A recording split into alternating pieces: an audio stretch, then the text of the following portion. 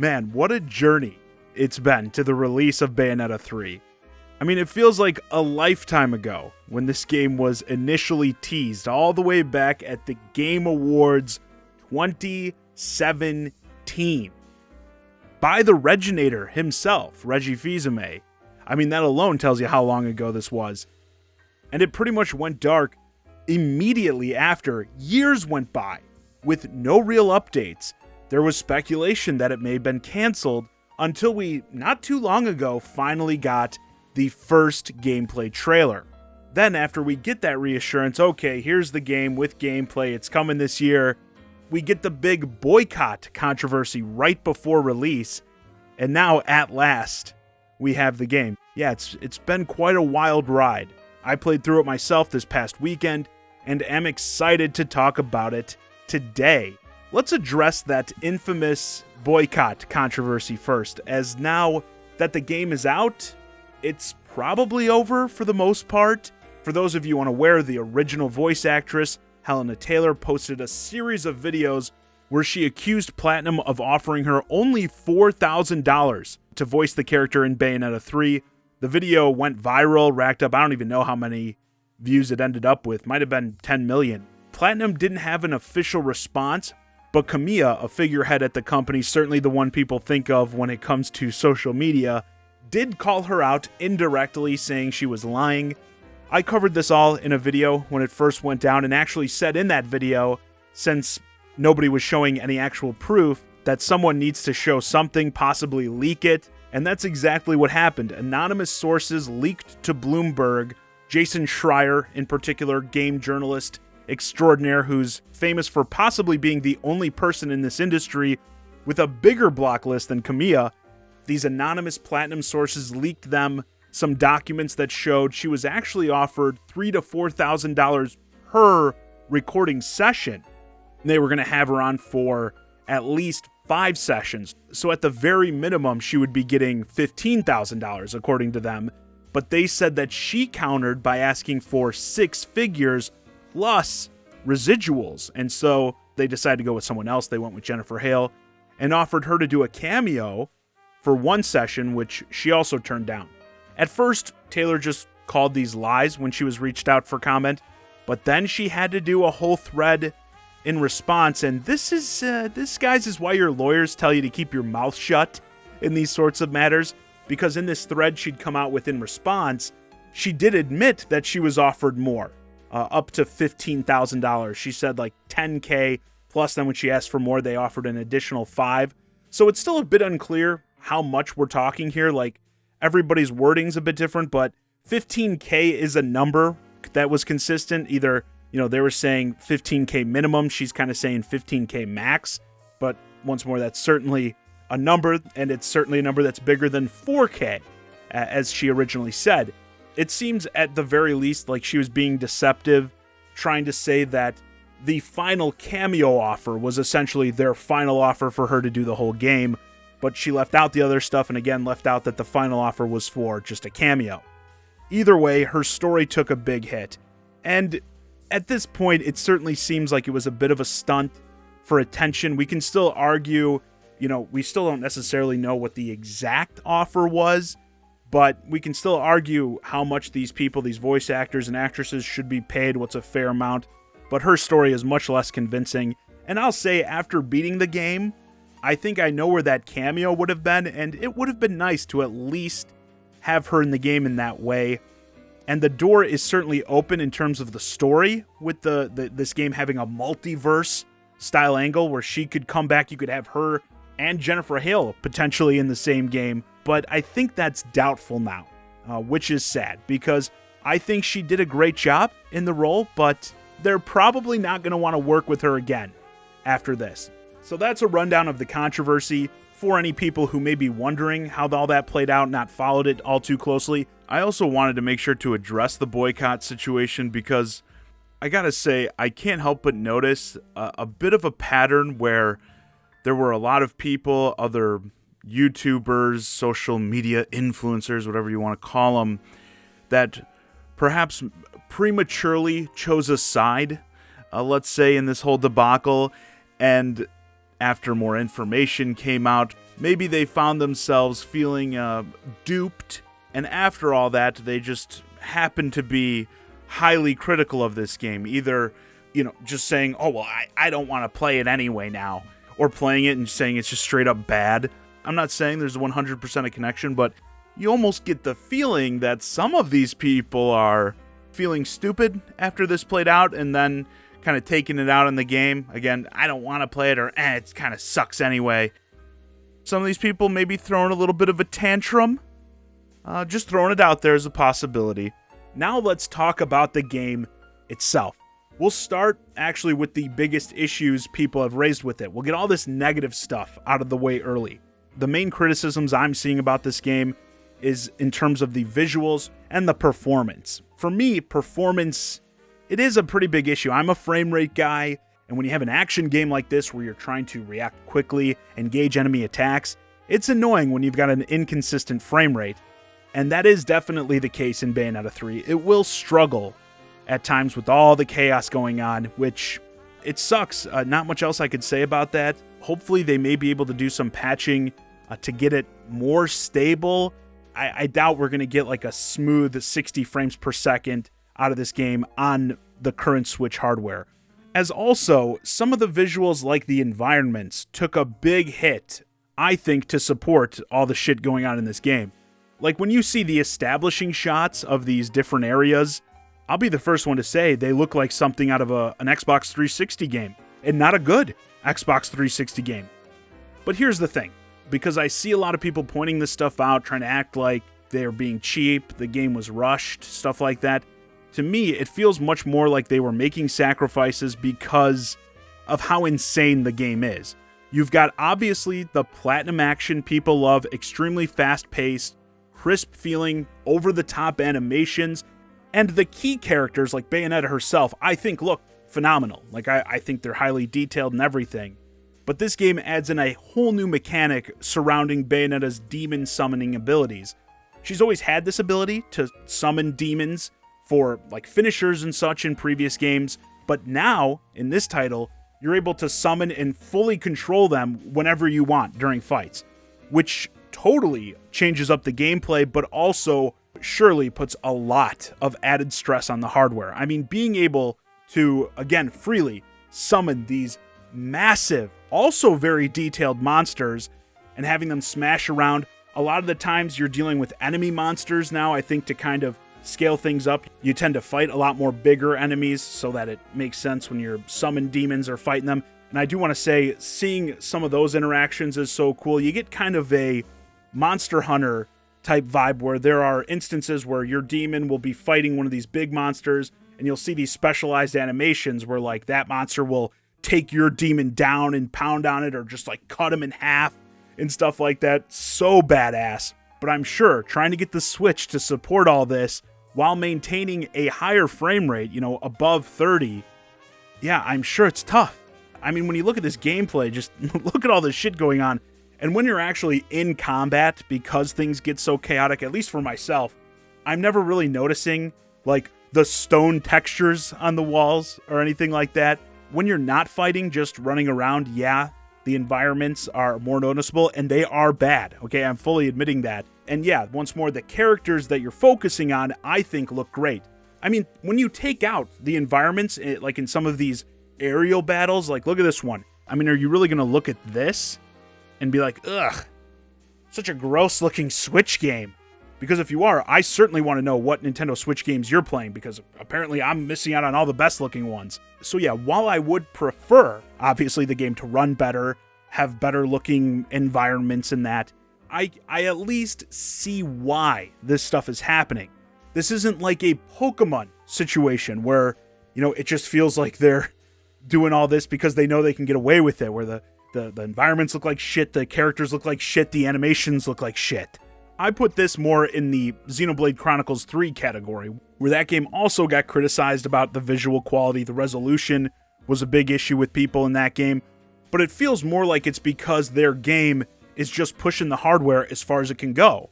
And so the question almost becomes more so, would I rather Bayonetta 3 not have these crazy giant demon kaiju fight mechanics and look and run better?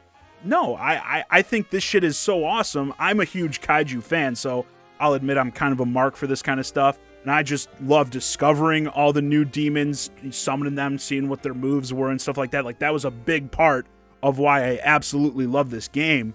And so I can accept those issues because I'm getting this. Same with Xenoblade Chronicles 3. I'll trade some of those shortcomings for the big open environments, now I'm going to out myself as a fake fan. The linking mechanic where the characters pair up and turn into like the super mech things and do all the crazy moves in that. I see it as sort of a trade, and it's worth it to me. One thing I will say, this is becoming more and more common for me and does make me really start wanting a Nintendo Switch 2.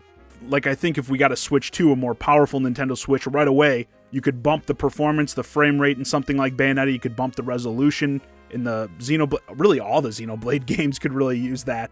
And that would make these games near perfect. But also, it feels like these devs want to make games that require more power than what the Switch is offering. And I think we're going to see that next gen. Bringing Pokemon back into this, I'm sorry guys, I just can't help but shit on Pokemon games. It's what I do. When we're talking about like these different development philosophies, I firmly believe with a more powerful system, we'll see much more visually impressive Bayonetta and Xenoblade games, but something like Pokemon, just because we get a more powerful system, I'm not as confident that those games will see a big visual improvement. And that's the difference.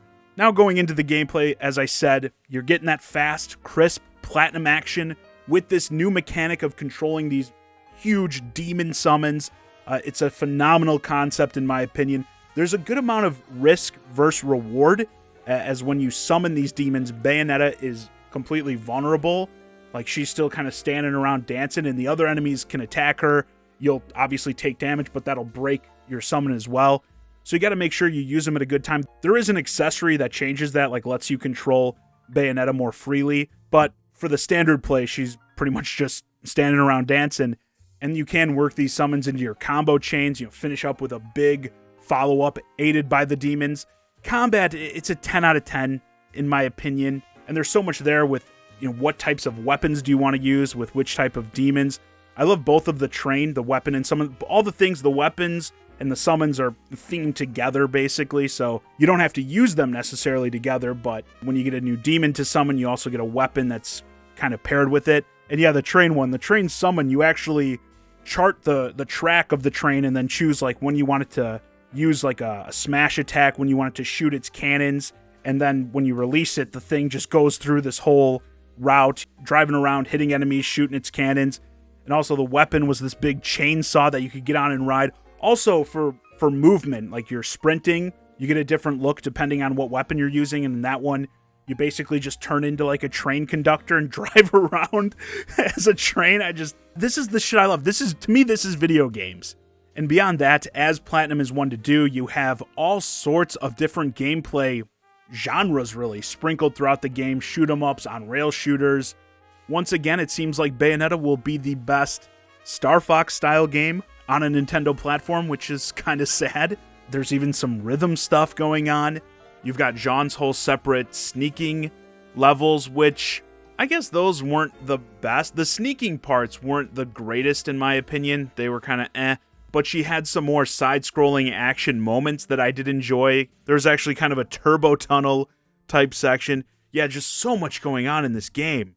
But the big thing, literally, I just absolutely loved, again, I'm a big kaiju fan, is you oftentimes get these fights where you make your demons extra thick. Yes, they're already big boys, but you make them even more heckin' huge and fight similarly sized enemies in straight up Godzilla-style fights. Like, they make it abundantly obvious that that's exactly where they're going with this.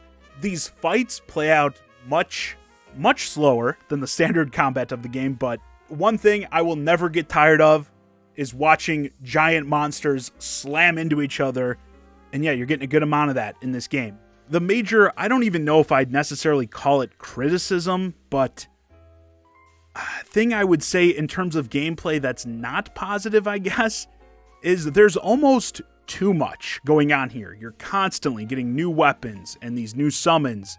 Like almost every level, it feels like you're getting something new with its own abilities, which you can power up and unlock more abilities for. So you're constantly changing things up there. I mean, you don't have to necessarily, but as you're getting these new things, you're going to want to try out the new things. And it's just like they're just constantly throwing them at you. And beyond that, you've got the newcomer, Viola, who plays totally different than Bayonetta. And it can be a bit jarring to keep switching the play styles. Like, she can only summon her cat, Cheshire, who is also awesome. Love that design.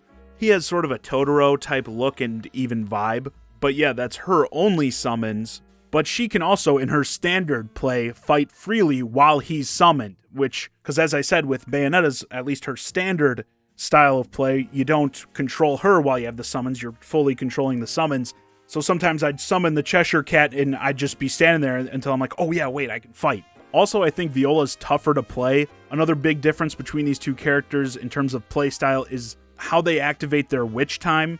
If you're not familiar, the witch time is what slows down combat and allows you to do big damage on enemies. Bayonetta gets it from dodging, where Viola gets it from parrying, as she has a block, so you gotta, time the block with the attack to parry it. And at least for me, that was way harder. Still not saying it feels bad, but yeah, it can be tough, especially when you're switching back and forth between them fairly regularly. And with the game only being like 8 to 10 hours, yeah, it almost feels like you're just getting the hang of a lot of these elements, and then the game's over. Which obviously, for one, I'm not trying to say the game is short. This is fairly standard for this type of game. But they're obviously also meant for multiple playthroughs.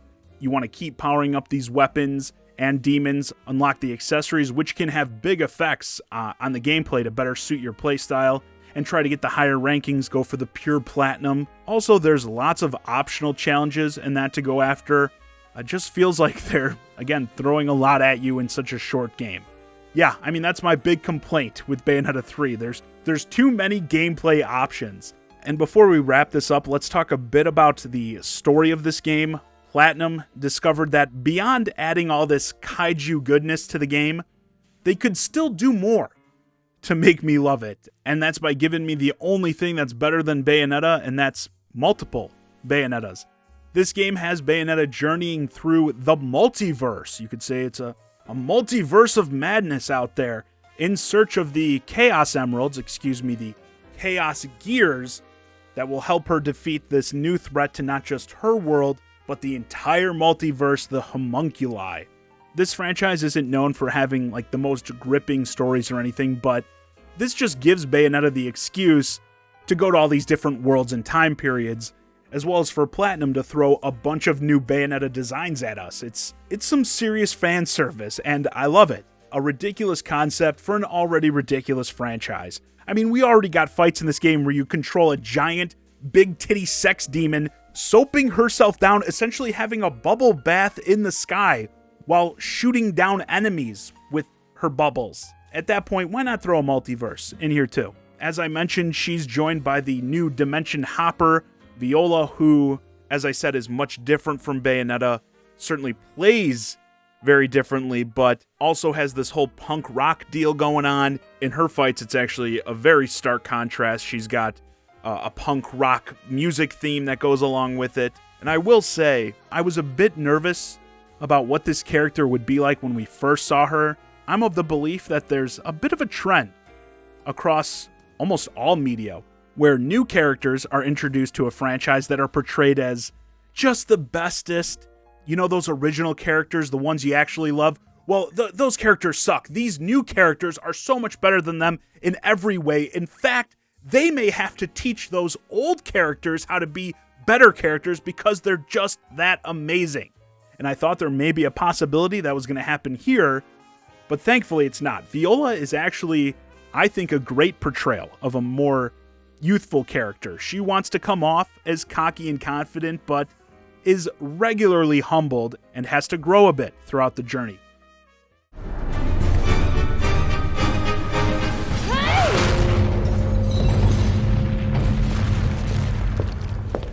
You poor thing. Something about you just pokes at my soft side. So dark. It's closing in. Help!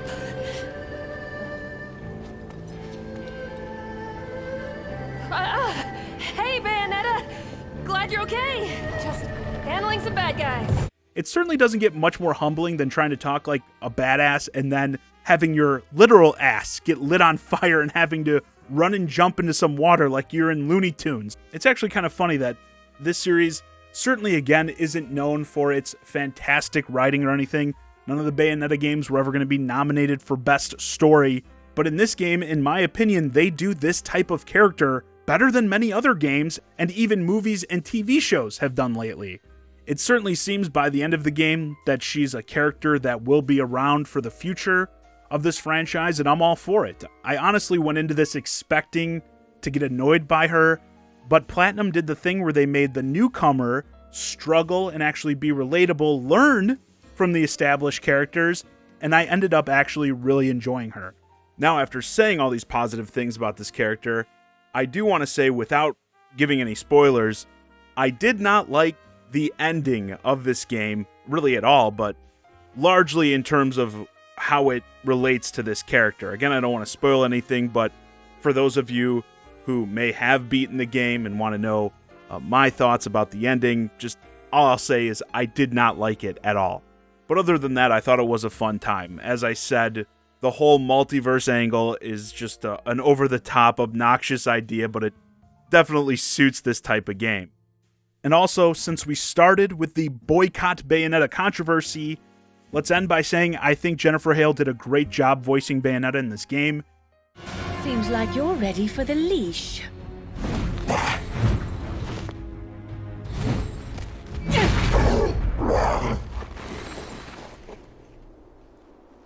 Now, why don't you sit for Mummy?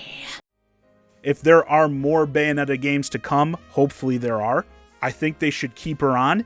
I'd still love for them to resolve things with Helena Taylor, but I doubt that happens after all this drama. So yeah, overall, I think Bayonetta 3 is a phenomenal game. Sucks that it had this drama surrounding it before launch, but I have a feeling with it being so good and on the incredibly successful Nintendo Switch platform, it will do more than fine. There are some visual and performance issues, but I understand why they're there and will take them in exchange for this crazy kaiju combat. This is definitely going to go down as one of the games that tested the resolve of the Switch system. For me, after almost half a decade, Bayonetta 3 was well worth the wait. And with that, this video's a wrap. Let me know your thoughts on Bayonetta 3 in the comments. Are you currently playing the game? Are you enjoying it? How do you feel about all the performance and visual issues? And do you think it was worth the wait? As always, I'm the Shy Guy, Johnny Zakari, and thanks for watching.